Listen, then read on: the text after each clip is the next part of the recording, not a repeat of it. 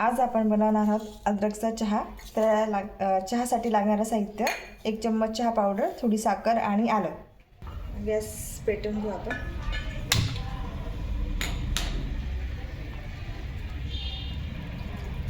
अर्धा कप पाणी,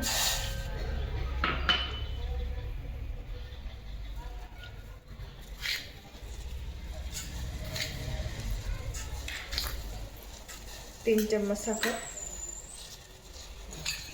चहा पावडर 1 चम्मच,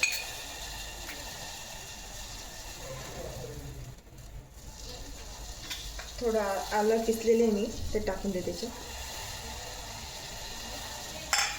4-2 मिनटं उकळू द्या.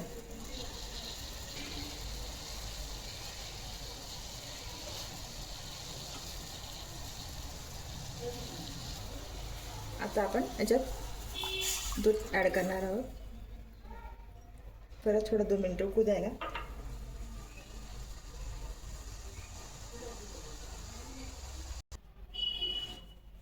आता आपला हा आलाचा चहा रेडी आहे.